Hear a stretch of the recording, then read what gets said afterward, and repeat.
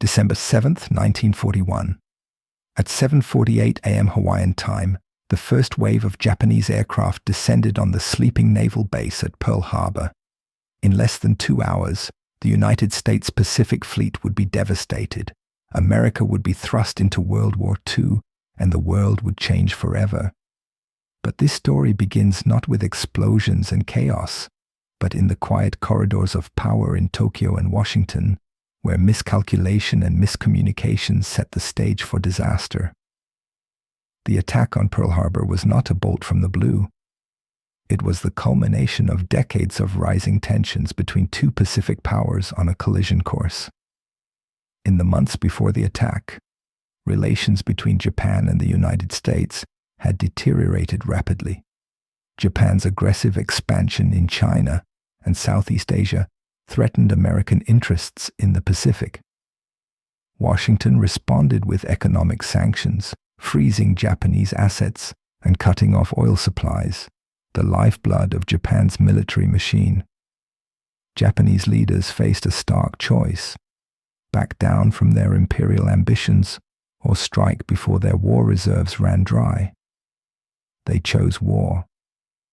But they believed that destroying America's Pacific Fleet in a single devastating blow would force the United States to negotiate peace on Japanese terms.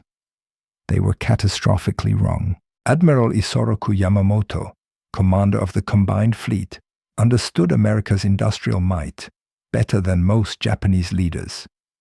He had studied at Harvard and served as a naval attaché in Washington. He opposed war with the United States, but when ordered to plan an offensive, he devised a strategy of audacious brilliance. 6 aircraft carriers would steam across the North Pacific in complete radio silence, launching a surprise attack on the American fleet at its home base. The operation required perfect timing, absolute secrecy, and favorable weather. Everything would depend on catching the Americans completely off guard. On November 26th, the strike force departed from Hitokapu Bay in the Kuril Islands. 6 carriers, Akagi, Kaga, Soryu, Hiryu, Shokaku, and Zukaku, escorted by battleships, cruisers, and submarines, sailed eastward through rough northern seas. The fleet maintained absolute radio silence. Crews trained relentlessly for the coming battle. Torpedo bomber pilots practiced modified torpedoes designed to run in Pearl Harbor's shallow waters. Dive bomber crews studied detailed maps and reconnaissance photos of American ship positions. By December 6th, the strike force had reached its launch point 230 miles north of Oahu. The order was given. The attack would proceed at dawn. On the evening of December 6th, Pearl Harbor was peaceful. The Pacific Fleet's battleships were moored in neat rows along Battleship Row. The pride of American naval power lined up like targets. Nevada, Arizona, Tennessee, West Virginia, Maryland, Oklahoma, Pennsylvania, and California. Most crews had weekend liberty. Officers attended parties. Sailors explored Honolulu's bars and beaches. Despite warnings from Washington about possible Japanese aggression, no one expected an attack on Hawaii itself. It seemed too far, too bold, too impossible. The base maintained a peacetime routine. Ammunition was locked away. Anti-aircraft guns were unmanned. Reconnaissance flights were limited. There were warning signs, but they went unheeded. At 3:42 a.m. on December 7th, the minesweeper Condor spotted a submarine periscope near the harbor entrance. At 6:45 a.m., the destroyer wore depth-charged and sank a Japanese midget submarine trying to penetrate the harbor. At 7:02 a.m., 2 Army radar operators at Apana Point detected a large formation of aircraft approaching from the north. When they reported it, a lieutenant dismissed it as American B-17 bombers expected from California. Each warning was explained away, minimized, or lost in the peacetime bureaucracy. The window to prepare was closing rapidly. At 7:48 a.m., Commander Mitsuo Fushida, leading the first attack wave, radioed the code words Tora, Tora, Tora, Tiger, Tiger, Tiger, signaling that complete surprise had been achieved. 183 aircraft, torpedo bombers, dive bombers, and fighters descended on Pearl Harbor. Torpedo bombers skimmed across the water at masthead height, releasing specially modified torpedoes that ran shallow enough for the harbor's 40-foot depth. Dive bombers screamed down on Battleship Row. Horizontal bombers dropped armor-piercing bombs converted from battleship shells. The peaceful Sunday morning erupted into chaos, smoke, and flame. The devastation was immediate and catastrophic. Arizona took a bomb hit that penetrated her forward magazine, triggering a massive explosion that killed 177 men in seconds and broke the ship in half. Oklahoma capsized after multiple torpedo hits, trapping over 400 sailors inside her overturned hull. West Virginia settled to the harbor bottom, held upright only by Tennessee moored alongside. Nevada, the only battleship to get underway, was hit repeatedly while trying to escape to open water. California flooded and began to sink. Across the harbor, aircraft at Wheeler and Hickam airfields were destroyed on the ground, parked wingtip to prevent sabotage. American forces fought back desperately with whatever weapons they could reach. At 8:54 a.m., a second wave of 171 aircraft arrived over Pearl Harbor. By now, American anti-aircraft fire had intensified dramatically. Defenders manned whatever guns they could reach. Some sailors fired rifles and pistols at Japanese planes in desperate defiance. The second wave concentrated on ships that had escaped serious damage in the first attack, and on the airfields and base facilities. Dive bombers attacked the destroyer shore, triggering a spectacular explosion in her forward magazine. The floating dry dock holding the destroyer was wrecked, but American resistance was growing fiercer. Japanese losses mounted. At 9:45 a.m., the last Japanese aircraft departed, leaving Pearl Harbor burning and broken. The butcher's bill was devastating.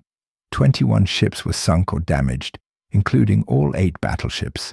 188 aircraft were destroyed, most on the ground. 2,403 Americans were killed and 1,178 wounded. The Japanese lost 29 aircraft, 5 midget submarines, and fewer than 100 men. It appeared to be a stunning victory, but Admiral Yamamoto's greatest fears would prove justified. The attack had missed the Pacific Fleet's 3 aircraft carriers. They were at sea on training exercises.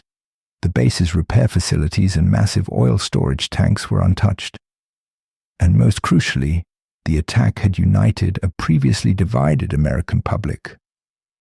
Japan had not destroyed America's ability to fight.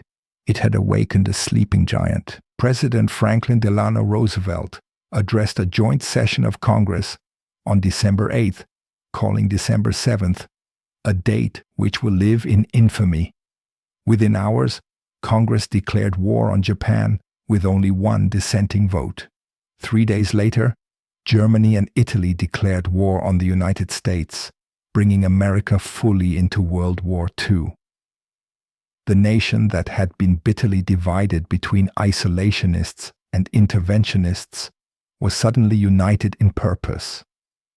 Recruiting stations were overwhelmed with volunteers.